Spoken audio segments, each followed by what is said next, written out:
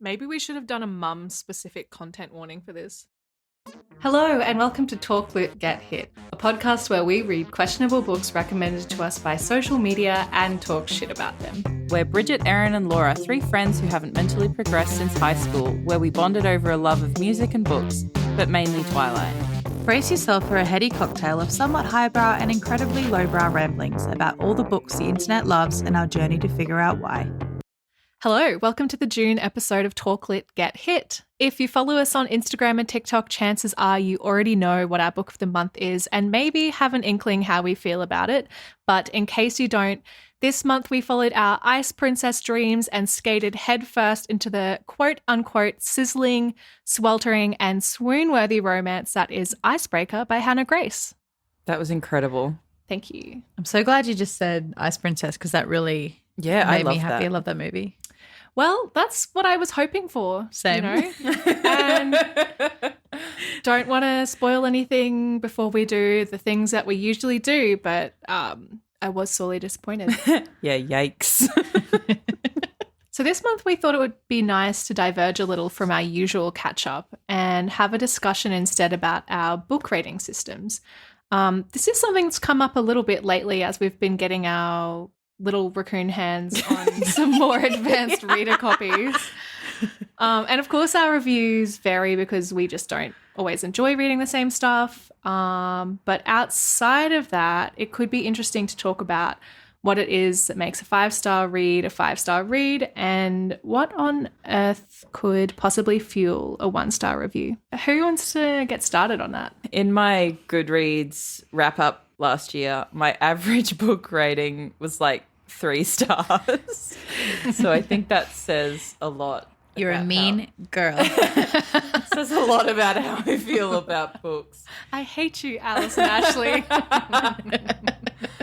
For me, a 5-star read is like there's nothing I would change and I would read it again. 4-star is like I really enjoyed it, would maybe change a few things, probably still read it again. 3 is fine, didn't offend me. 2 is I had fun, but it sucked. And 1 is this is the worst thing I've ever had to read and I never want to consume this again. C, The Love Hypothesis. A Court of Silver Flames. Actually, I should look and see what else I've rated 1 star. The first 1-star book that's shown up is My Sister's Keeper, which was not a good book. And then the first Harry Potter book. Oh, Whoa. okay. Calm down. A Court of Silver Flames, A Court of Frost and Starlight. Get wrecked. A Touch of Darkness, which is one of those like smutty Hades and Persephone stories. A story called One Last Stop, which is terrible. We have some crossover there because I do also have A Court of Silver Flames as 1 star. I have Before the Coffee Gets Cold and A Slow Fire Burning. I feel like we've talked about that. It was that Paula Hawkins one. I hated that. Yeah. And I have The Love Hypothesis too. But I only started reading books like last year. I really found it a really stressful experience and I thought I ought to be thinking about it a lot more than I was. But I saw this TikTok a little while ago that was talking about how she reviews on No Thoughts, Just Vibes. And I think that's kind of my approach now. 5-star is like, yeah, same as you, I would change nothing. 4-star is I had a really great time, but there was some element like maybe a character or parts of the writing that I didn't enjoy. 3 stars is like it was a good book and I can see why it's a good book for someone else and I was compelled to continue reading it, but you know, like I could take it or leave it. And then I think 2 stars is I didn't really like it, but I had nothing better to do. And 1 star is like I actively hated this book. I think even a 2-star is a book, unless I had some other reason to be reading it, I probably wouldn't finish it. I haven't actually rated that many books 1 star, which is weird. And one of them I'm disagreeing with now. Breaking Dawn. That's obviously 5 stars. Were you possessed by the devil when you left that review? Well, I don't know. I would think I was worried that people would not get the bit. If I rated it 5 stars, people might think I was like serious. Yeah. What do you mean you're not serious? Well, I mean, I don't know. But the other one is the Summer I Turned Pretty book, which is one of the worst books I've read in my entire life. You do famously hate that book. We'll always have summer. Oh, The Burning Chambers by Kate Moss, which is a book Like the model. Hey? The model. No. Oh. MOSSE. That would have been amazing. Yeah. And then Before the Coffee Gets Cold. I think The Love Hypothesis is maybe a 2-star. That is why it's not there. You are too generous. Yeah. I do think with the 1-star ratings, like a lot of my 1-star ratings are books that we've read for the podcast. And I think maybe they wouldn't be pushed to 1-star status if I didn't have to keep reading them. But the need to actually finish them in order to have some thoughts around them for the podcast makes me hate them. And so maybe they're not, well, No, they're definitely they one. are pretty They're bad one. though, aren't they? So I don't know. I wouldn't finish them though. I think for me, I like to give it a proper chance. And I always think, oh, maybe something will happen at the end that makes it all worthwhile. And it usually doesn't. Yeah. But maybe. And if you get 3/4 of the way waiting, hoping, wishing for something to happen, you might as well finish it. Exactly. You're too far gone now. Yeah. Plus, it's fun to talk shit about them. Yeah, exactly. Like that One Last Stop by Casey McQuiston or something. She's the author who wrote Red, White, and Royal Blue. It's one of the worst books I've ever read. One Last Stop. And I tell everyone how much I hate that fucking book. It can be a real bonding experience. It's so fun. As we've proven. Oh my God. We should make a podcast about that.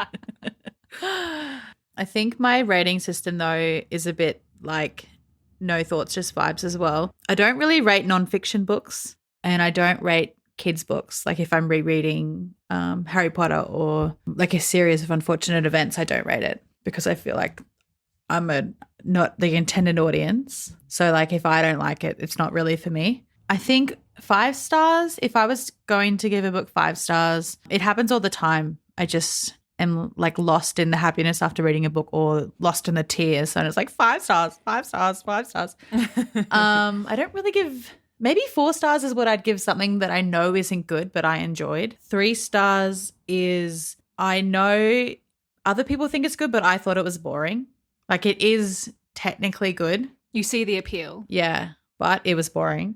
And then 2 and 1 is, obvious. Just this sucks. That's a good point about 5-star reads. I don't think I said that, but a 5-star read does need a pretty strong emotional response from me as well. I think an example is A Little Life, which I know has a lot of controversy around it and has, when you finish it and you actually stop and think about it, I think the criticisms leveled at it are pretty fair. But if I'm reviewing on just vibes, it was an emotional roller coaster and I was like shattered and raw after reading that. And I think that was a 5-star for me just because of how it made me feel. Like if it leaves you feeling a little bit changed, then that's a 5-star for me. So last night I watched one of Jack Edwards' latest videos and he was speaking with Kari Can Read where they ranked every book trope from worst to best, and we thought that we would give it a go because we've never really talked about it. We've talked about maybe like singular book tropes when we've come across them, but we've never said really which one's our favorite. So we have 12 that we are going to be ranking. Okay, Erin, least favorite, go. Grumpy versus Sunshine. Oh, interesting. Is that because of a certain Ali Hazelwood book? No, I just don't think it's ever particularly done well. I would like to believe in it, but I also just think it's shit. Okay, fair. Moving on. Laura. Grumpy v Sunshine is also my bottom. Oh my God, twinsies! Amazing. If it's not yours as well, you're out of the pod. I'm sorry, it's not. Mine is Chosen One. It's my least favorite. That's my 11. So To 11. yeah. Villain's perspective. Ooh. Same as me. Ooh. My 10 is Character Dies at the End. My 10 is Chosen One. My 10 is Character Dies at the End. Oh my God! We are so aligned. 9 is Don't End Up Together. Ooh.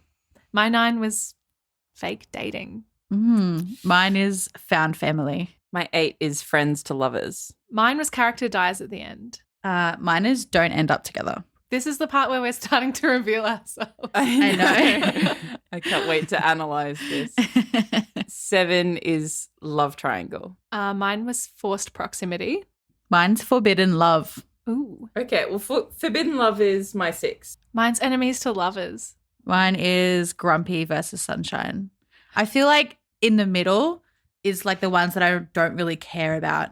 Like I don't hate them. Yeah, Same. they're fine. I think I'm yet to read a grumpy versus sunshine though that I like. While we're on the topic, I think what I don't like about grumpy versus sunshine is it's always the dude that's grumpy and it's always the woman that's sunshine, and like she can never be anything else, as if she's not a whole person. She's just the brightest spark in the world. Like, And his grumpy is like, oh, I have to take care of my family. Or, Yeah. like, sorry that I'm in the real world. Yeah. I have to pay bills. And she's you know like, what I would probably froth? If like the woman was grumpy and the dude was sunshine. Yeah, I'd golden probably be retriever into boy. That would be fun. So 5 was forced proximity. Mine was found family. Mine was friends to lovers. My 4 was found family. Mine was love triangle. Same as mine. Love triangle. Do love a love triangle. In the Jack Edwards video, they were saying that a lot of the times in books it's not a love triangle, because if it was a true love triangle, all parties would be in love with each other. This is my issue with it. Love triangles aren't love triangles. Yeah. They're like One horny person. the legs of a stick figure. Well, they said love arrow. I don't know if I would like a true love triangle as much as I like a love arrow or a stick figure love or whatever. Yeah. I think so, because I think the appeal of it for me is that question, like uncomfortable question for a romance novel where you want it to be one true love and soulmates, but it always asks that question of like, is it just one person that's truly right for you, or like multiple people can be right for you in different ways and that kind of thing. I think I always want love triangles to just be everyone ends up together anyway. Like where it should be a literal triangle where everybody loves everybody. A throuple. Yeah, but it never happens. No. There's always so much potential. Coming in at number 3 for me is villain's perspective. I really like villains, and so I like to see that perspective. I don't think I've read a good or any books that have villains' perspectives. I can't remember one. So I think that's why that was my number 11. I think I struggled with a lot of these tropes because I thought, well, I have read that, but it was shit and I didn't like it. And I can see where if it was done well, I can see the appeal. Yeah.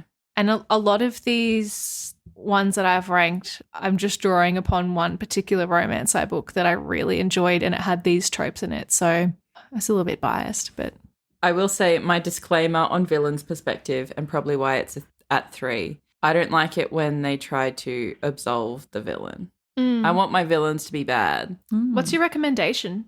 I don't know that I would recommend it, but in the it's one of the Shadowhunters books, the Cassandra Clare books, and the series itself is fun. I probably wouldn't recommend it. In the later books in that series, the villain gets some chapters because it's an alternating chapter book, and I don't know. It's just cool to see them doing bad boy shit and like fucking shit up for no reason other than to be bad. You're number 3, Laura. Oh, mine was friends to lovers.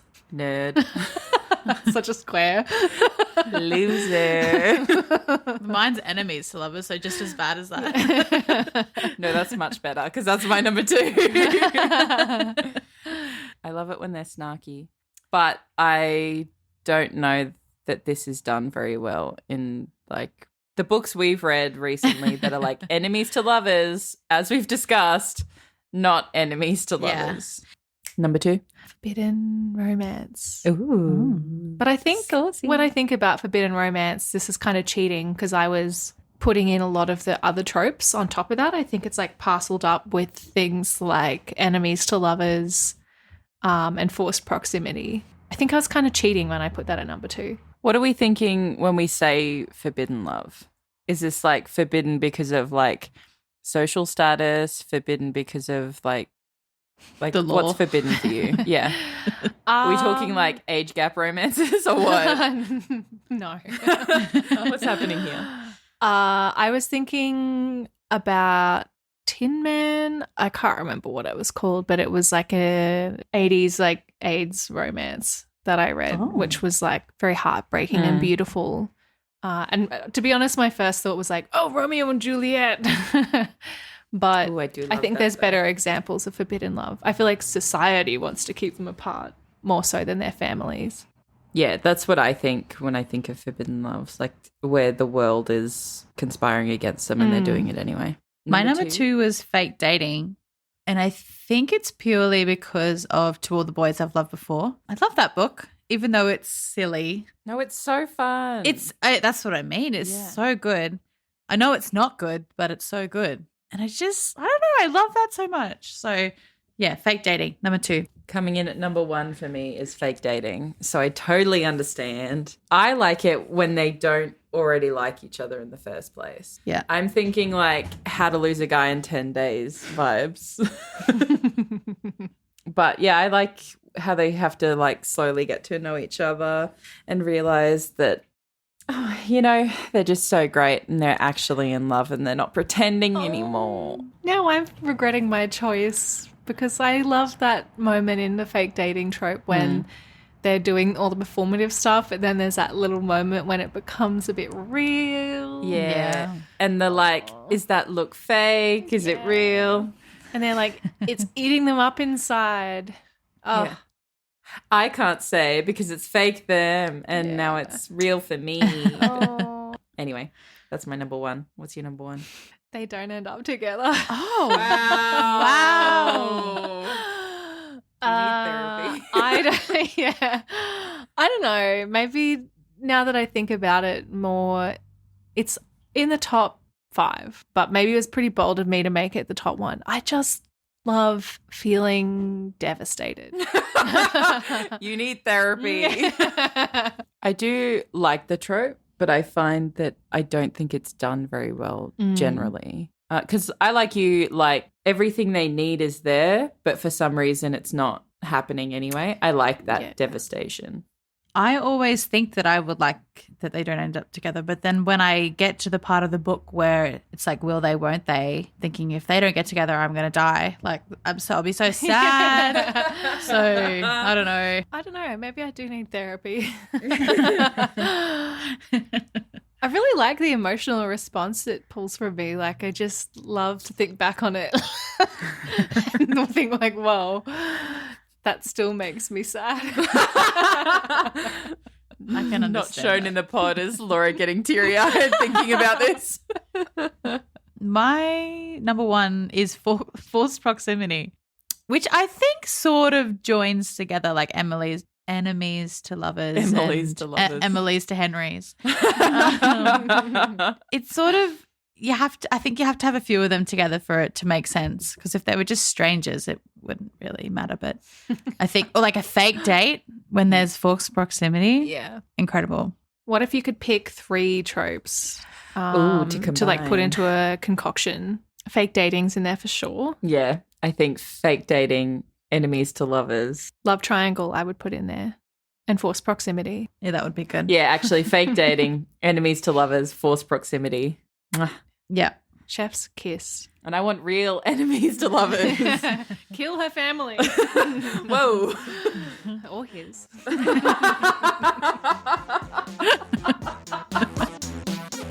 Let's segue into our chat about Icebreaker. Before we get started, as always, let's share our initial thoughts, expectations, hopes and dreams heading into the book. I'll be honest, not high hopes. I don't trust TikTok's recommendations. I went into it with an open mind, but I did not have high hopes. I sort of did have high hopes because I've seen a lot of people really enjoy it, and I really like the cover. I think it's so cute. Maybe That's just because I like interesting. her dress. Because you don't usually like cartoon covers. No, I think I just like her dress. Okay, it is very cute. I like the colours. Very nice. It looks like a Barbie dress. And I like her hair because her hair looks like Barbie hair. Yeah. So maybe I just want to read a Barbie book. Maybe we just like Barbie. Maybe. Which is fair. But I also, when I was a kid, did really love ice skating movies because, you know, when you'd watch a movie about ice skating or like a dancing movie or something, you'd spend the next week like in your backyard saying, Pretending, this is going to be my future. I'm Yeah. going to be an ice skater, even though I live in Queensland where there's no ice. Thing with snow dogs. And I've never seen snow. Yeah.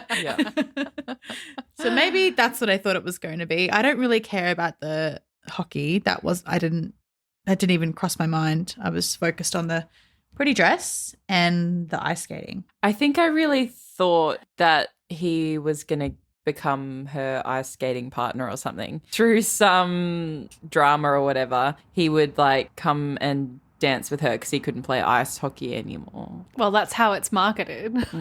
Oh, is it? That's what it says in the blurb. Yeah, it's literally the Yeah. premise of the book, and not to skip ahead, but I didn't know that. we are left sorely disappointed. Wow. Such a joke, right? That's fucked. Yeah. That's not what happens. No. So He should be performing with her then. yeah.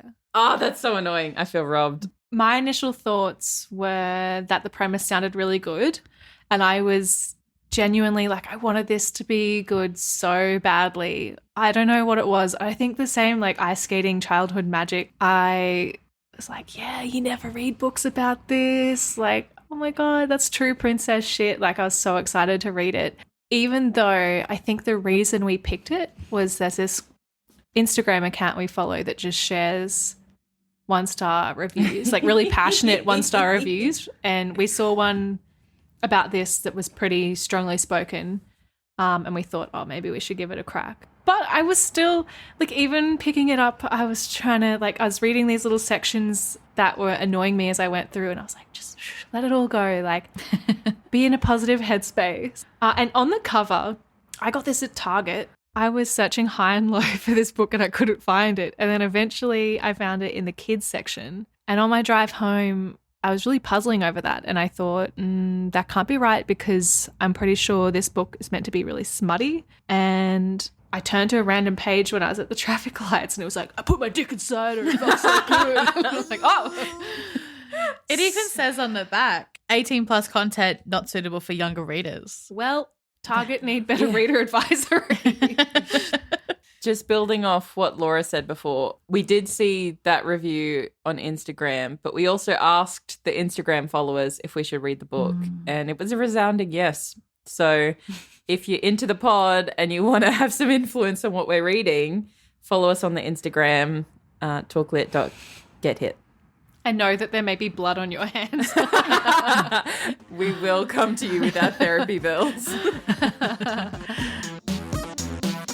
Obviously, if you don't want to have anything spoiled for you, then this is not the place for you to be, so back out now. Likewise, if you don't like rude words, then it's best if you proceed with caution. The trigger warnings for this book, as outlined by the author, include eating disorders, PTSD, coercive control, and sexual consent. Anastasia Allen has worked her entire life for a shot at Team USA. A competitive figure skater since she was 5 years old, a full college scholarship thanks to her place on the Maple Hill skating team, and a schedule that would make even the most driven person weep, Anastasia comes to win. No exceptions. Nathan Hawkins has never had a problem he couldn't solve. As captain of the Maple Hills Titans, he knows the responsibility of keeping the hockey team on the ice rests on his shoulders. When a misunderstanding results in the two teams sharing a rink and Anastasia's partner gets hurt in the aftermath, Nate finds himself swapping his stick for tights and one scary coach for an even scarier one.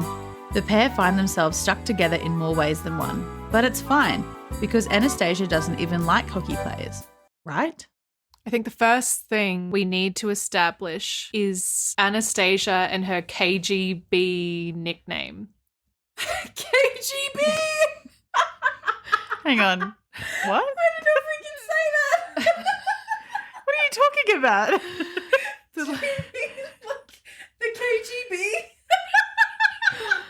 Like the Stasi. That's what I thought it was. For clarity's sake, Bridget and Laura read the book, whereas I listened to the audiobook, so I know how the nickname is pronounced. And Laura thinks it's pronounced like the KGB. And Bridget thinks It's pronounced by Kylie Jenner's best friend, Stacy, whatever her name is. correct. Stacy. So in the audiobook, it's pronounced Stacy. That's close though, right? Yeah. It's saying just funny that Stasi? your brain went to the KGB.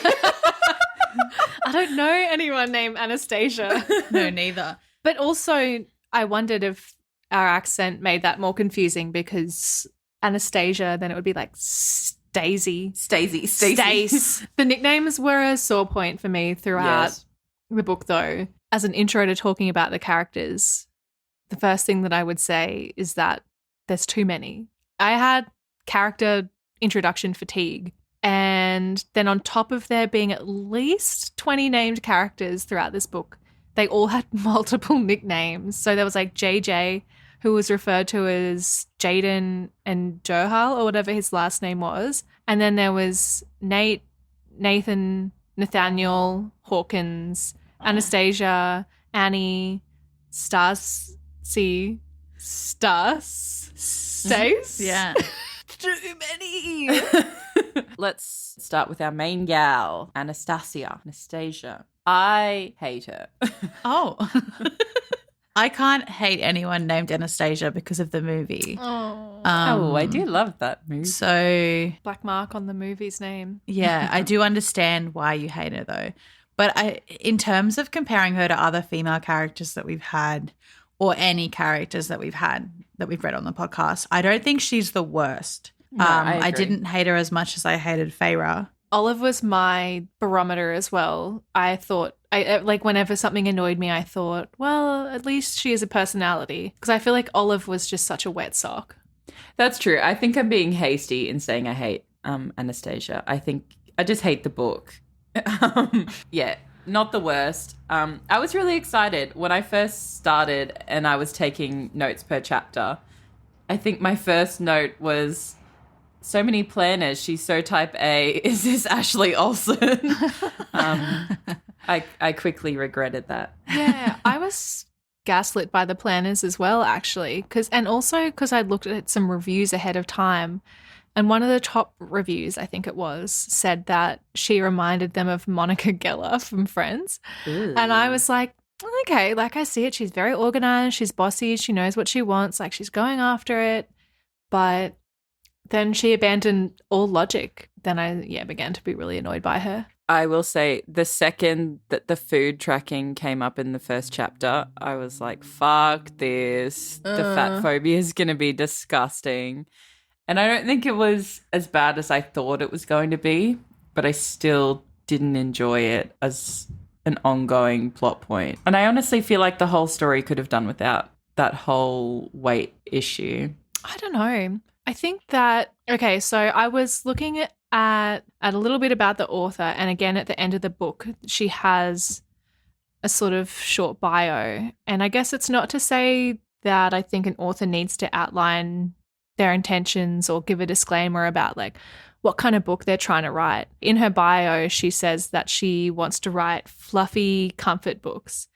And I think if that was what I was searching for, this would be closer to fitting the bill. But with that in mind, like, I don't think it is one or the other strongly enough. Like, it delves into all of these themes, like the disordered eating and, I don't know, like coercive control and consent and, I don't know, like, quote unquote PTSD. And but family problems as well. Yeah. Like, it seems like a box ticking exercise. And if it's not going to be wholly comforting and fluffy and feel good, it shouldn't try to just like gloss over these like really important themes. Yeah, huge issues were raised in this book, and there were too many to do them properly. Much like the characters, there were too many of all those things, and none of it had the effort that they deserved. I think my main issue came up when, like, she's a figure skater. She's obviously not the heaviest person in the world. And then I think it's the first time she's having sex with Nate. She's like, I'm heavy. And he's like, I can lift you. Shut up. I didn't mind him. My problem was with Aaron, obviously, because he was the villain. But I think for a book about a competitive sport, especially one like ice skating, I think that the storyline isn't like out of place. And I think I agree that there were just too many things. If the author had focused on that as like one of the main conflicts or like plot points, I would have understood because it is prevalent in the sport.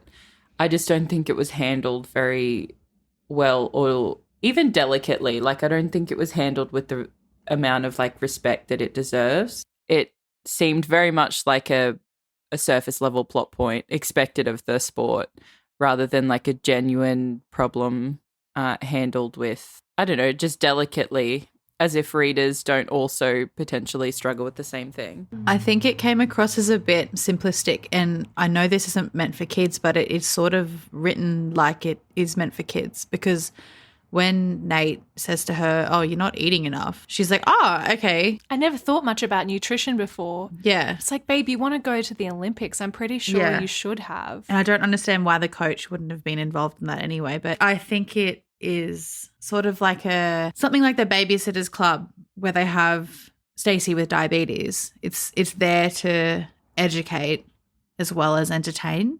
But because this book is for adults, I think it needed to go a bit deeper. And I think, on so many levels, I was disappointed by this book. But one of the things that let me down was that I felt like it did have the right elements, but it didn't give them the importance I felt that they needed or put them in the right order.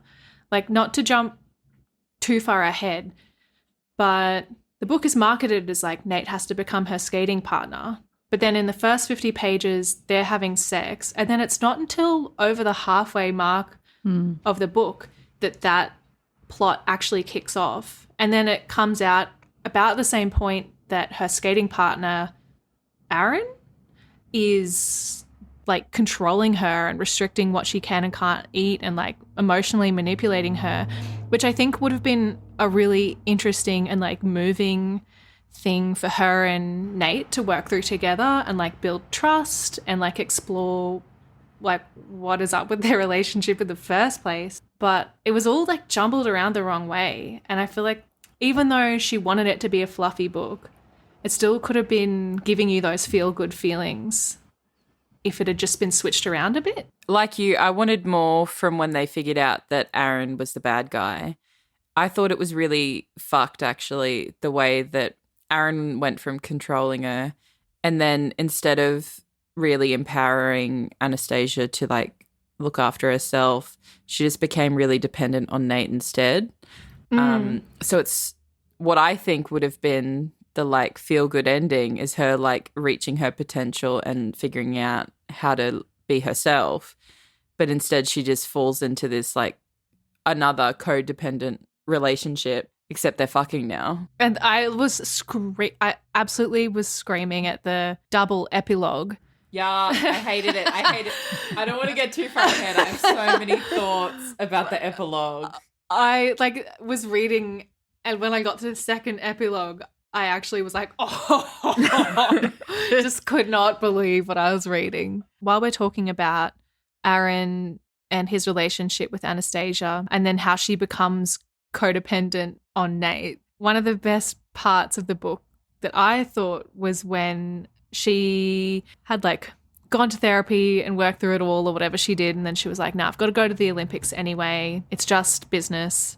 It is what it is. This is what I need to do to succeed. And he's like, baby, don't. Like, he's mean to you. Like, you don't need that. And then she basically has this rant at him where she's like, you're not even trying to understand how I feel. Like, you're not listening to me.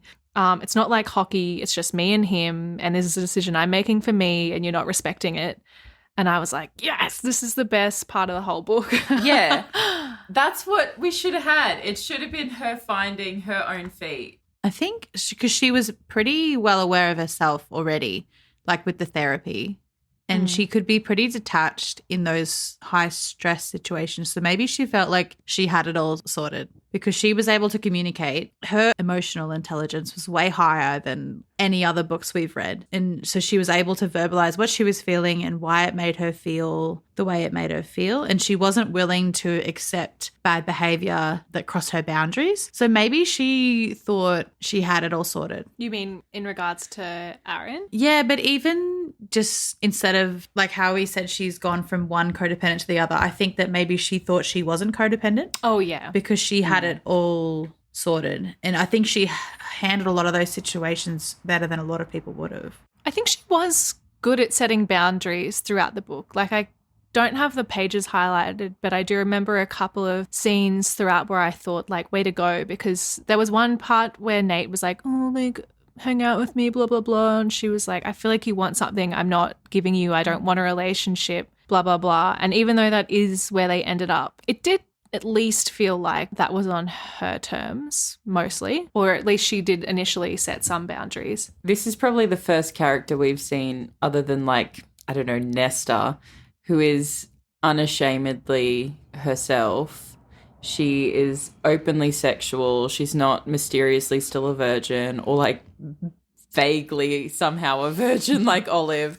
Practically. Yeah, like whatever weird fucking shit that is. I like that she was like unapologetic about all of that stuff.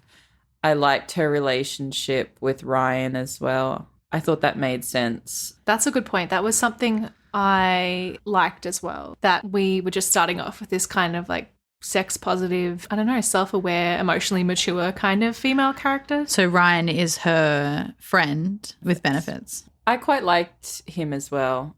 I thought when he started disappearing from the story, it didn't really make a lot of sense, but just one of the too many characters, I guess. I think the way that he faded out made me feel like there was no real need for him to be in there in the first place, because almost in the first chapter or so, she's having supposedly pretty good sex with Ryan. Then, like, quite quickly after in the book, does hook up with Nate. You've already got a sex scene. You're not, like, parched and, like, hanging out for another one. No tension develops between her and Nate, really. And then they just keep having sex.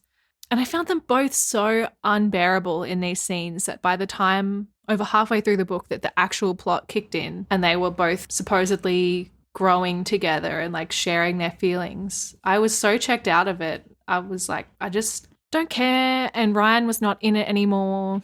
And I felt like he just didn't really need to be in it at all. I had a theory early on in the book. It's the second dot point I made, because Ryan and Aaron interacted and they were snarking at each other.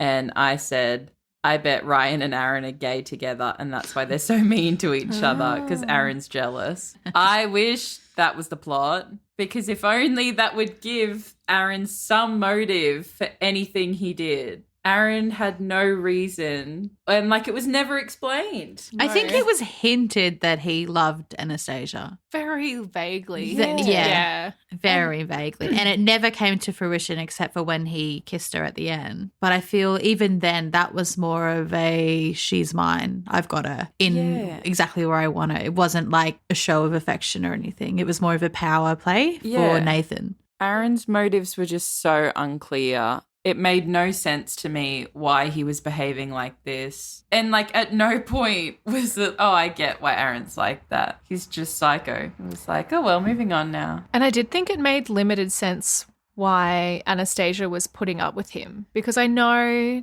he was controlling her to a degree and that she had this sense of sort of duty and, I don't know, business about their relationship. But it really seemed like they were setting her up to be like someone that doesn't take any shit. And so I just... Well, even that synopsis does that. Yeah, he was a confusing character. I do think if he was in a gay relationship with Ryan, that wouldn't happen, because that would be giving too much airtime to one of the, like, checkbox of like minorities that she just riddled throughout this book. There was one scene at the start, I think, when maybe they're getting told that the hockey rink is like going to have to be shared, and then it says, oh, testosterone was oozing out of Aaron, and I just thought, like, there's no way, because this whole time I was just picturing him as this like little twig of a, like, I don't know, like Blades of Glory or some shit. Yeah. I was like, this man is not oozing anything. I think that might have been part of his problem because he had a big problem with the hockey players and the basketball players. So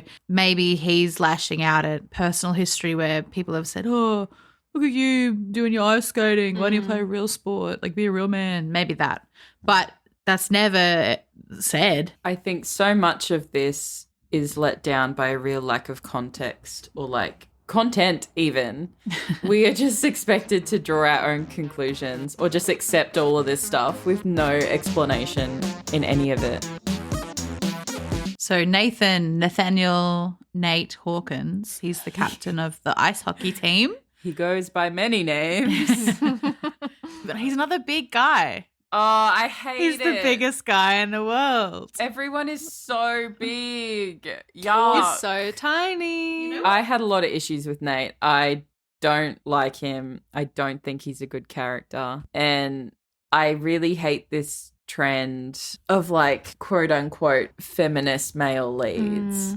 I find them insufferable and I don't think they're done well. I understand that what we're trying to push here is men who understand women's issues and like respect women. Love that. I just wish they did it in a more realistic way. There's a particular line that I really fucking hated because it's not realistic. Nobody is having this thought. So it's when they're at the club and Anastasia's dancing with Lola, I think. And his internal monologue is, I don't want to be that guy who interrupts women having fun with their friends. Ugh. Shut up. A big issue I had with Nate was that he so blatantly thinks he's a good guy. But he's not. Which is a red flag in itself, I think. He's always like, oh, other guys would do that, but not me. I'm not like other guys. I think I have the same thoughts about him. I found it really depressing to read just another I guess I found it depressing to read a male that's meant to be perceiving a woman in this really like flattering and complimentary and like kind way, but I think it's just like steeped in misogyny. It's just like the only way he can perceive her is like through these feelings of like possession and like her as an object. And I just really hated being in his head. And there was not a thought in his head that wasn't about her. I loved a line at some point where they're like starting to get to know each other. And it's like, she had thoughts and opinions. I have that highlighted as well. He says he loves hanging out with sober Anastasia because she has opinions and interests. Oh. I have a big problem with alternating points of views in books. I think it's because I don't read chapter titles. So then I get confused very quickly once I hit chapter 2 and it's somebody else.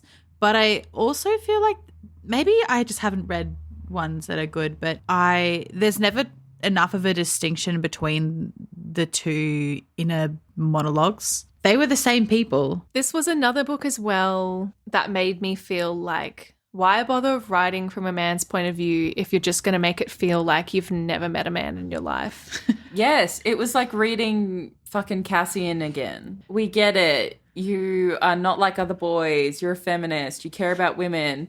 But you actually don't because you only care about the woman you're fucking. Like, that's not the same. I wrote a note that being inside Nate's head reminds me of that Flight of the Conchords song where Brett says, she's so hot, she's making me sexist, bitch.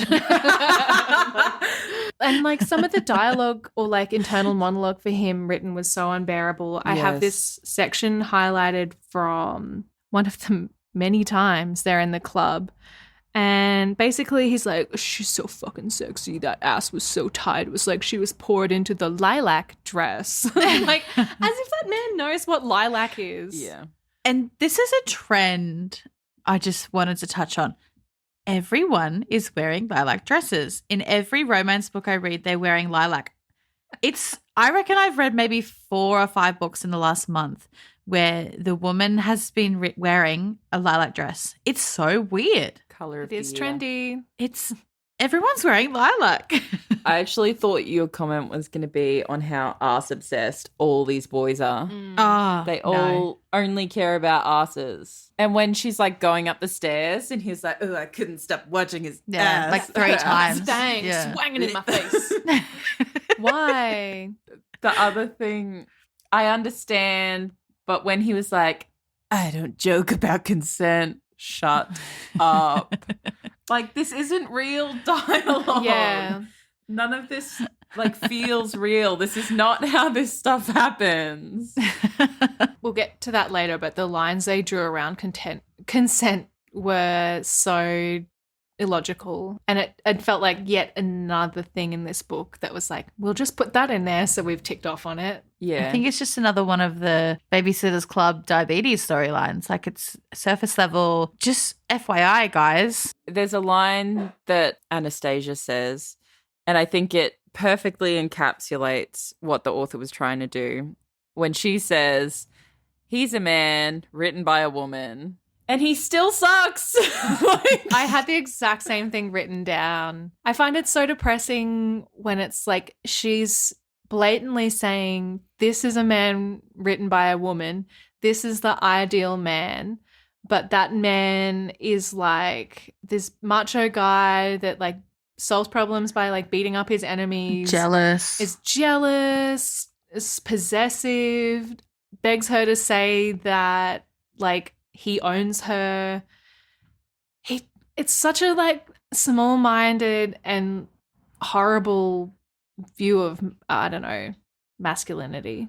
I also think that scene where they've like, I don't know, I'm going to say unofficially broken up, and he's like moping and his boys are like, bro, what's wrong? You never listened to her anyway. You don't even know. We all love her too. Yeah, like, do you really need all your mates to tell you that? Are you serious? How many times did she tell you that? You didn't listen to her. Yeah. She told you. Yeah. You're not listening. But it's only when JJ's like, bro, you got to listen, man. He's like, whoa, brainwave. Oh, man. The thing with the friends was really distracting for me because it felt like, so, you know, like obviously all of the other hockey players and assortment of male characters that float through this are obsessed with Anastasia, and they immediately become her besties, and she's like just broing out with them. She's like a cool girl. She can hang with the guys. She is the light of their lives. And they're all like, Nate, like, don't F this up. She's so fun and sexy and cool. And it just felt like it's okay to have them not like her or to have them not even know her. Like, the relationship, it felt kind of like indifference is fine or something. Yeah. Like she just wanted everyone to get off on like how hot these characters were. But I felt like it was distracting. It just like diminished their relationship again and again. And I didn't really see the appeal. How did she become friends with all these people? She's got no personality. And also, her schedule is so packed. How is she making time to hang out with them anyway? This is another thing that I had a problem with. Like, at the start, you know, I don't have time for a relationship.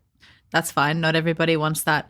But it soon became apparent she has all the time in the world. Yeah. When are they ever studying? When do they ever go to classes? She went to cooking classes with whatever his name is. JJ She King. was doing the ice skating. They were going to the club all the time. If you really think you're time poor, stop drinking. Like, they're always drunk. Life lessons from Bridget. My goodness. There were so many scenes that could have been trimmed that were just cutesy, fluffy, like going to parties, going to buy Christmas presents. Like, I mean, I know that was the point of the book, I forgot. but it did nothing to progress the story, and it did nothing to progress their relationship. And they all blurred into one. Like, it was just a big mass of like, you wouldn't. Oh, yeah, I would. This book reminded me a bit of ACOTAR because it should have ended before it did. Like how ACOTAR should have So ended under the mountain when that was all wrapped up. It should have ended there. This should have ended, I don't know, way before all of the stuff at the end where they went Before all the plot points. No, but they weren't really plot points. Like, before they went home for Christmas, none of that was important. That was useless That shit. could have been a sequel, I think, really, or just wrapped up a bit quicker. It was like 2 books or 1.5 books. In my brain, the author got like 3/4 of the way through, realized that they were together and was like, fuck, now I need to write some plot into this shit. And that's why the end is just full of all these plot points. It's She so almost weird. dies. Something happens with the sister. Like, we meet the dad. The dad's an asshole. It's, Yeah. all happening. I at have the a end. real problem with how she almost died, because are you telling me you're an ice skater I know. and you don't have any worries Never about your skated safety? on ice. Yeah. Yeah. The second they said we're going to go skate on ice at a lake, I was like, no, you're not. Have you not read Little Women? Like, are you for real? Oh, I was so angry. But I think the ice skating near death is a great example of one of the many problems I have with this book, where it kind of had like love hypothesis syndrome, where a conflict or a problem would arise and be resolved on the next page, if not less than that. Because it was like, oh my God, like she's going to die. He's on the phone to her. She's drowning. He pulled her out. She's frozen. fine. No, Yeah. just kidding. She's Oh, fine. thank God. She didn't die. While we're talking about the confusing ending, I need to poke holes in the fact that she becomes a gold medalist figure skater. Yes. And all the people that want photos of them only want photos with her, even though he is an NHL player. Like, even as an Olympics fan, nobody cares about the Winter Olympics. Nobody gives a fuck that you're a gold medal But I guess, winning like- figure skater. Like Tonya Harding, maybe she should have scandal like Tonya Harding. Maybe she fucking necked someone. Yeah. I mean, maybe. We don't know. She There's has, so like, a many plot DUI. holes. He is arguably going to have a much bigger profile than her. There's no way they're saying to him, oh, please take our photo in the airport. Honestly, why would anyone want photos with either of them? They're so boring. Maybe he became maimed.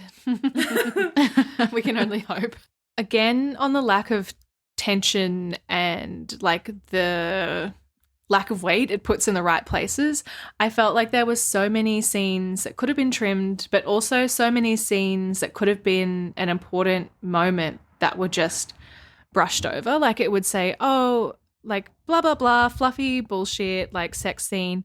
By the way, Olivia and Wine had broken up. They decided it was for the best. And then it would just like progress on with the story. Or like, oh, the dad decided the sister could go on the ski trip after all. And it would be set up to be like a problem. Like they had that whole thing with Ryan where Nate was like, oh, you better not be after my girl kind of energy. And she was like hooking up with him. Yeah. And then he was like hanging out with Olivia. And like that could have been a tension, but it just never was. Yeah, absolutely. I also felt like their banter wasn't tension building anyway. Maybe in the like 2 seconds before they started hooking up in the very beginning, when she thought that he had ruined the ice rink or whatever, there was a bit of like fun banter there, but everywhere else it was just boring as hell. And also I really didn't like that he consistently said like, I want to put a baby in you. And why was he so immediately obsessed with her? It was giving Edward vibes, but without the like unbearable fragrance of her. Oh. And At like, least Edward had an excuse. at least he wanted to sniff her.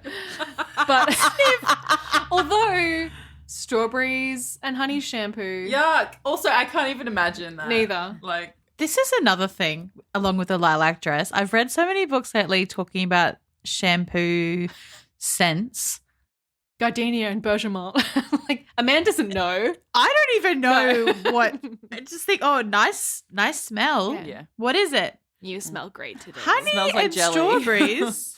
But then suddenly, like, they don't know each other. They don't have a conversation, really. They don't have a disagreement. He just sees her being like, oh, what the hell? Like, where am I going to ice skate? And then he's all of a sudden like, I would do anything to hear her laugh one more time. I know. Cool it, you freak. I know. And the baby after 2.5 years together. Are you kidding me? She's just won a gold medal. There's no way. There's no way you're having a baby at that point. No, especially given how driven she supposedly is. And also the proposal. I knew it was coming. I knew both of these plot points were coming and I hated them both so much. How can you write a cute, fluffy book unless you tick all the boxes for a cute, fluffy family? And she says this bit, I think she's speaking to Lola, and she's like, maybe it's an age thing. I didn't feel this irritated 10 years ago. Mate, you're 21. You would have been 11. What were you irritated about? Like, of course you're different. You dickhead. So something I was thinking while I was reading this and just forcing myself through sex scene after sex scene. Oh, it's so explicit. It was, but you just became desensitized to it as well. Like I was like, okay, cool, whatever. I remembered something that I had seen on TikTok or something when this book was released, and they said, oh my God, the cover is everything that I dreamed, blah, blah, blah. But I'm pretty sure this started as a Wattpad book. Checks out. And it does, doesn't it? It reads like a maybe not a fan fiction, but something that might have been released in chapter installments, because like there's so much sex. It's like this is this week's sex scene, guys, and come back next week for the next. Yeah. And maybe that's also why it's so rambling, is because it was just somebody writing a Wattpad story, you know, maybe like over a year or 2 years or something, and then it did so well they picked it up to publish. I think that makes sense, because I was just Googling Hannah Grace self-published, because something I found in my sniffing around on the internet. So I was reading a lot of Goodreads reviews that were mentioning a Muslim character, which was something I didn't remember reading. And they were just basically talking about like why bother including one if you're not going to do the due diligence of actually like knowing the first thing about what a Muslim character would do. Just chuck in a few Habibis and you're right to go. Dead on. Dead on. And so I found this thing on Reddit, which Just to be clear, the Muslim character is JJ, right? No. Oh, what? I thought it was JJ. Well, I'm unclear about a lot of things about JJ, but we'll come back to that. Yeah. Yeah, I want to talk about JJ a lot. So I think there is a lot to be said about the sort of forced diversity and inclusion of this book. But I read this thing that says there has been some confusion over the character Sabrina, aka Anastasia's best friend. I believe in a later publication of this book, Sabrina is renamed Lola, and that's basically the white version of the previous character because there was backlash around the first one. Sabrina Allahi is an Arabic-speaking Algerian Muslim character born and raised in Brooklyn, New York. In the books where there are moments where she's speaking in Arabic in the background, and at some point she even uses phrases like Ya Allah and Habibi. Even though she's a Muslim character, Sabrina does not fully conform to her religion's practices. She attends parties and drinks alcohol and presumably has one-night stands and ends up in a relationship with disabled hockey assistant coach Robbie. So she got pulled out. Holy shit. I'd love to know the meeting that went before that decision. Oh, yeah. Because I briefly looked at Hannah Grace's Instagram where she was doing Q&As with people, and one was like, I think it was a passion project basically, because I have seen her thank her husband for his like generosity and like getting her passion project off the ground. So that to me suggests that it was self-published and they funneled a bit of money into it. And then I think after it got a bit of traction on like Wattpad or like the first publication or whatever, it was probably picked up by a more mainstream publisher, and they were like either before it was picked up or as a result of online backlash. That makes some sense as to why JJ is such a confusing character. I thought JJ was meant to be, it was introduced as being pansexual. But then he's just relentlessly hooking up with women. I forgot about that until the end when he started talking about why don't hot guys buy me flowers? Yes. And then some hot guy that worked at the restaurant or the club or whatever. I actually really liked JJ.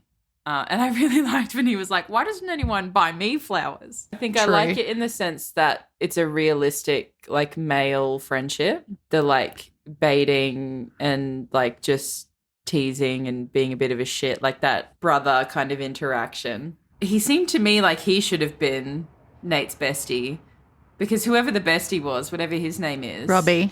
He's barely in it. He is, again, just there as a token, like, diversity inclusion, which is such a shitty thing to do. I think so too, because at the start it's like, yeah, this is Robbie, he's in a wheelchair. We'll never mention it again though. It's like it would be so easy to mention that like more than one time. Yeah. Just say like Robbie wheeled his chair over to me or something like that. Even on that very, very surface level. They don't even speak though. Like Nate and Ruby don't speak. true. No. They're besties. That's so true. And actually, the only time they mention it again is when Nate is like, my dad wouldn't pay for all the So true. shit. But then he bought us a house and he developed it so Robbie could live in the garage or something. Like, that's not that great anyway. But Another token one they did was, or she did, was just right at the end where it was like, blah, blah, blah. Henry's mum's visited us sometimes. It was just like, oh, I'll just sling all of these minorities in. But, oh, no. Like, my main characters are straight, white, able-bodied people. Henry. yes. So I'm assuming he is meant to be autistic. I agree. But why was he so like, what's the word, infantilized? Is that the word, infantilized? Yeah. Oh, Henry's so cute. Treated him like he was a 3-year-old. Yeah. And the boys were all like, everyone froths over Henry and we don't get it. I thought it was weird that was like the only thing that you had to be like, oh, I guess he's autistic. Like it was the only thing that wasn't like explicitly stated. But then, like, the rest of the dialogue was pretty shit. So could it just be her not knowing how to write? I mean, potentially. I just thought it was weird the way that she was obviously saying that, but skirting around by being like, oh, Henry's telling so much truth right now.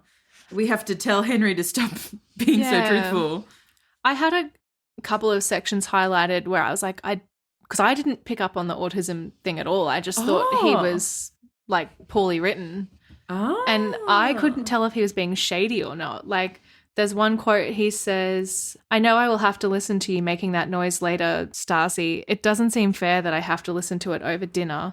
I mean, there's so many to choose from, but there was one as well where he says, you should have been a minion like us, Henry says, looking up my outfit up and down with total disinterest on his face. You'd be much comfier right now, and there would be no risk of us seeing your ass. He was very funny. I didn't even think he was funny. I liked it in the sense that he was like the only one, while obsessed with her, that wasn't like frothing over her.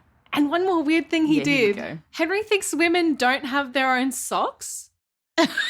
Oh, yeah, that was so weird. Henry's the only one that has like stuff for female visitors, specifically socks. It says, it was fun staying in Henry's room. There's a box of essentials like shampoo, wipes, hair ties, and tampons in his bathroom. I asked if an ex had left them, but he said he'd bought them for if a woman ever stayed over. He wanted to ensure she had everything she might need, especially because women never have their own socks.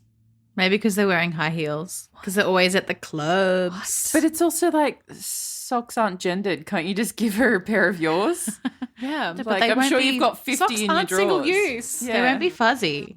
Oh, you're right. They won't have unicorns on them. Wouldn't have those. Was JJ, was he from another country? I believe so. He was meant to be That's Indian, why, I thought. Yeah, that's why I thought he was the Muslim character that we were talking about. And she was just like chucking everything under the sun. Because I thought at the start he couldn't cook and she was teaching him how to cook. But then all of a sudden he was teaching her how to cook. And overcome her eating disorder. I was confused. And then they talk about going to a Vietnamese cooking class, but they're making pad thai. It's not Vietnamese. so confused. Would you like to have a curry? Especially in the name. Yeah, like One more thing about the unrealistic dialogue was that I found the texting and the group chats so distracting. But one section that I found particularly excruciating was she's texting JJ and she says, I need a favor. It'll ruin Nathan's night. JJ says, you have my attention. She says, might have told him he can do some stuff to some parts of me, parts he really wants to do stuff to, but only if he can find me on campus before midnight. Can you imagine texting one of your, I don't know, well, they're not boyfriend and girlfriend, texting anyone this and not being in a more intimate relationship with them? This book did make me feel like a real prude. Yeah. I was truly shocked by some of the writing and like the sort of casualness around like sexually explicit language. Like just some of the stuff Lola and Darcy would be saying to one another. It'd be like, blah, blah, blah. Did he tell you that when you were like coming on his face last night? And it's like, did you need to say it? Like, ladies, please. They were all just so happy with hearing each other loudly have sex all the time. Knew that's what would be happening and mentioned it in front of their roommates and their roommates' partners and everything. I thought that was wild. And like what you said about how Lola would just say things like that. Coming to probably the worst part of the book, in my opinion, was the Uber car trip. So if you haven't read the book, this is one of the first times they hang out / hook up. It is so early in the book. Yeah, it's page 107 or something, and they are in the Uber. First of all, there are too many people. It's unsafe. Too many people in the Uber, and he slips them money, so there's more. She is sharing a seatbelt with Nate. So dangerous. I hated that so much. I have so many problems with this. One of my main problems is that the song that is playing on the radio, Cruel Summer, that is not a song. My heart broke for you when I read that. It's not a song to get it on in front of all of your friends in a confined space. Choose another song, please, Hannah Grace. It is a weird choice when, as a writer, you could pick any song. Even any Taylor Swift song. If you were thinking of a sex song, there's many songs that could be a sex song. Cruel Summer is not one of them. Like Dress. The vibe. What is the vibe of Cruel Summer? It's like summer poppy vibe. It's so weird. It's the weirdest choice. But then also, how gross was it when Lola was like knew what was going on, like turned around, was like, I need fresh air. When she opens the window and she's like, does it smell like sex in here? Obviously. Disgusting. But my favorite bit is when I think it's JJ is like, does anyone want McDonald's? Way to go, King. I can just imagine the excruciating experience of being in that Uber and pretending like you're not hearing or seeing or like whatever it is that's happening. The driver was sober. The driver! And like, how big is this car? So like 8 of them went out, right? So it has to be like an SUV of some description. There has to be more than just Lola in the back seat with them. Well, assuming most seats in the back of a car are 3 people, so there has to be 2 people next to them as they're getting it on. Oh. Like, where's Henry in this car? Why isn't he like, stop it? It just, I couldn't believe it. Like, she throws in those like nobody was listening or like nobody was even paying attention lines, but there's just no way that I was getting like hives. I was so stressed. I hated it. And when they gross. Another time when they were in the kitchen at his house, oh my god, and the sister walks in. And you know what? I am not opposed to like a backseat of the car situation, but it didn't have to be explicit. It would have been much better if it was just a building sexual tension. I don't know, some roaming hands or something, nothing too offensive. Yeah. That would have been much more impactful than whatever the fuck that was. They went all out. I know. What you were saying before about it potentially being released chapter by chapter does make a lot more sense now that I think about it, because it did really feel like every single sex scene was like all in all the time. It was always the most. And it was so oversaturated that just made me hate them so much. It was so crude. Just like, it really felt gratuitous after a point because there was nothing else happening. It was like party, sex, single line about hockey. Club. Yeah. Another club. I think when your sex scenes start with him like eating her out against a door, there's only so far that they can go. So it's not a surprise that it ends with her giving him a Christmas present of unprotected sex, which is a disgusting. But at least we had at least one or two sex scenes where we didn't have to read the conversation of, do you have protection? No, I'm on the pill. Great. Like, at least we didn't have to hear that. Okay for you. Like, they pretended to care about it. I think what disgusts me most about the whole unprotected sex as a gift thing, I don't know, it just feels very misogynistic. The greatest gift you could give a man, planting his seed. It's just this book tries so hard to be feminist, much like the later Akatar books. It is almost misogynistic in how much it tries to be feminist. So much so that at one point Anastasia says that Nate is the hero of her story. You're your own hero. You got out of that abusive relationship with Aaron. You started fixing your own relationship with food, and you went and won a gold medal by yourself. Like, he didn't do that for you. It's just gross. I really don't like it. I don't like the concept that her present to him is herself, like she's a possession. And it's also crazy, like, they're doing this 3 months in. They're like barely exclusive at this point. And they're 21. And then they're surprised when they get pregnant. When at 23 she's pregnant, and there goes her whole sporting career. Even though she was clear that she wanted to adopt. Yeah. Which I don't know if that was her, if that was just like a knee-jerk reaction because of a awkward moment, or if that is her true, because that was never mentioned again. No. We only heard it once. Honestly, I forgot she was adopted until that orphan Annie joke. Yeah.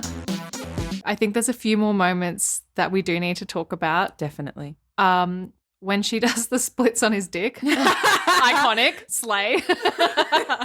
Second point.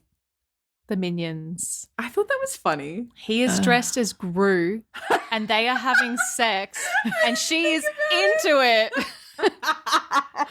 Not good. I mean, we don't yuck someone else's yum on this show. Not good. I forgot that that's how he was dressed. I've got plenty more where that came from.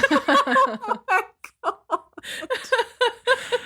Maybe he's going for the Steve Carell angle. So Anastasia does say that Nate is dumb because he hasn't been to therapy and can't articulate his emotions like she can, so she forgives him. Fair. But this is so funny. On page 136, she says, "Don't be gentle. Fuck me like you hate me." And then on the next page, when it switches to his point of view, he's like, "I thought about what it would be like to fuck her when she called me rich hockey kid," and then proceeded to tell me how much she didn't give a shit about hockey.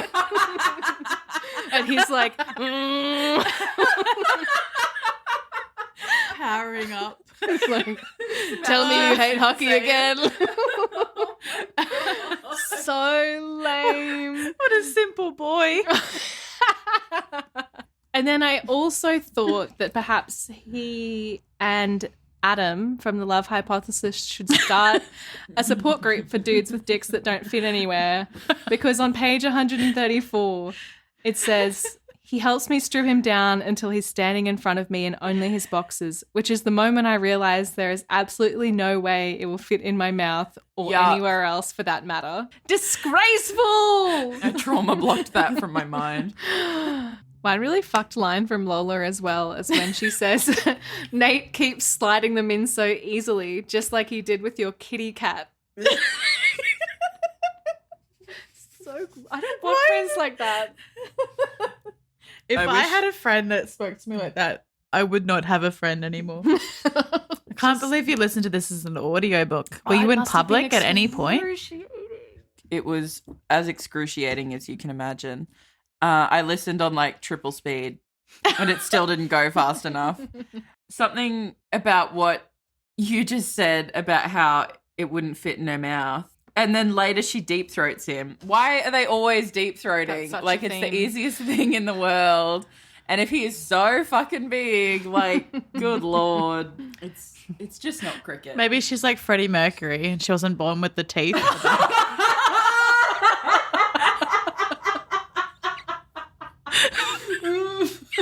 I think you're onto something. I'm crying. But this book honestly made no sense. Like, their emotional journeys did not track. An example of this that What emotional journey? Touche. But on page come on a journey with me. I love how much analysis you've done on this. Yeah, I fucking hated it. You've done so well. All my comments are just shit quotes with like eye roll emojis. Well, on page 97, Anastasia says, Robbie was raised right, unlike some people I know. Page 100. No interaction with them between these pages. On page 100, she goes, it's time to bury the hatchet. Clearly he's a good guy. It's so easy. And then page 101, I'm trying not to obsess over how sweet he is. Sort it out, babe. Yeah, which is it? The group chat that was particularly painful for me, I think it's after they post this embarrassing video of him somewhere. So embarrassing. And the boys are just like popping off in the group chat. And in the audiobook, it's like, JJ, blah, blah, Aaron, blah, blah, Robbie, blah, blah. And I'm like, and it's at triple speed. So it's like, blah, blah, blah, blah, blah, blah. That scene was super embarrassing, though. And I don't know why she had to include that because that made me hate him more. I don't even remember what was embarrassing. He was like, come cuddle with me. He's like, come, baby. Come with me, baby. I'm a big baby. I'm a little baby. Like that, basically. Why did anyone video that? Because he was in his underwear and he was drunk. That doesn't answer your question. I don't know why. They paint him as this like man about town. Everybody wants a slice. He's basically an incel. He's giving off huge virgin vibes. Like he's just Not to kink shame. No, but like I don't know if being an incel is a kink. which is it? I mean, I'm sure there's kinks for all things. Different strokes for different folks. Don't yuck someone's yum. The math isn't mathing. Is he a lady killer or is he this incel that just loses his mind the second Anastasia shows him a morsel of attention? That's true, because they do have this whole through line of like, Nate only likes girls that don't like him back.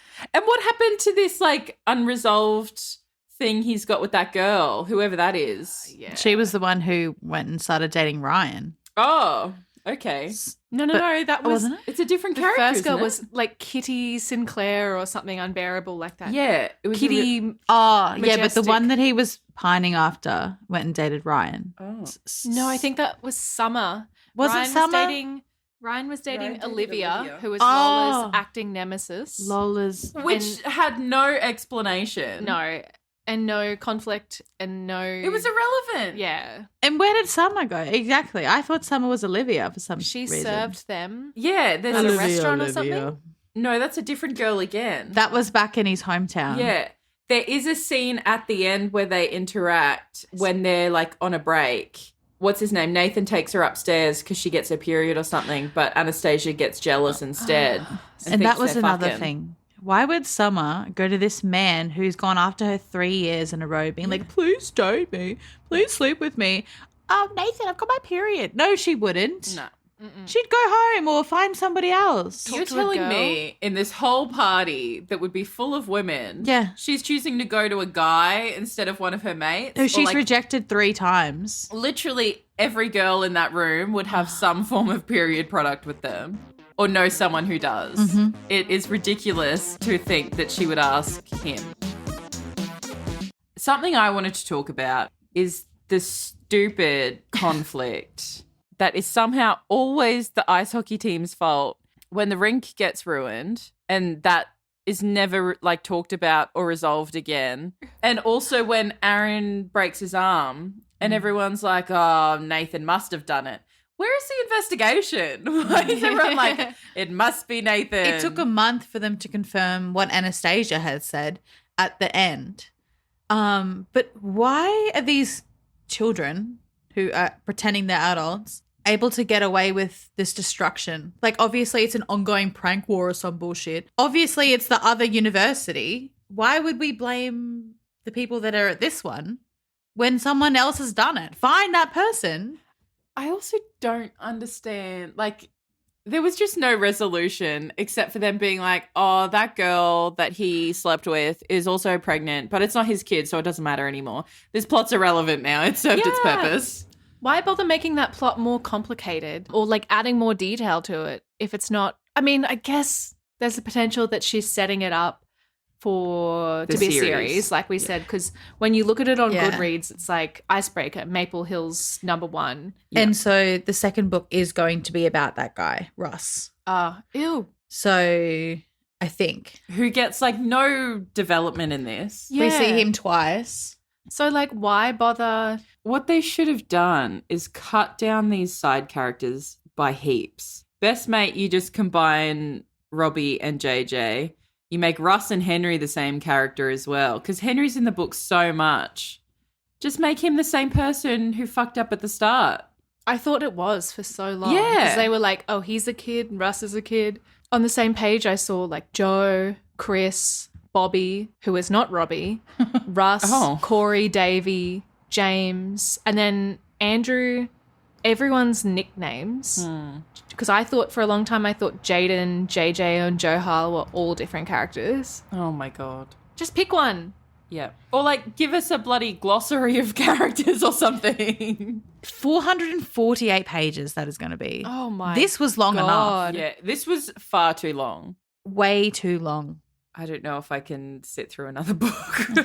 I mean, it's arguably too spooky to do for Halloween. All right, should we wrap up then, fellas? Yeah. All right, let's do our usual. Should we do fave characters? Do we have any? No. I think we have to pick one. Mine's easy. I'm picking JJ. I'm going to pick Henry because I thought he was being shady.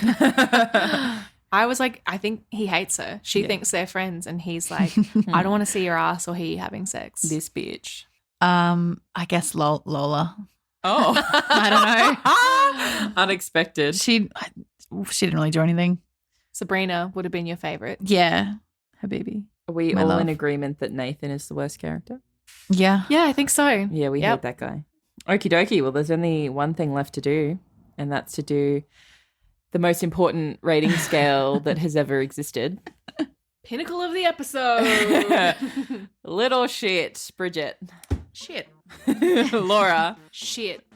And the shits have it. It's unanimous. Shit.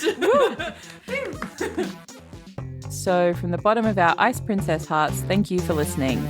Subscribe to the show to be notified when the episode drops. In the meantime, if you want to be on the same page as us and find out what we're reading next, follow us at talklit.gethit on Instagram and TikTok.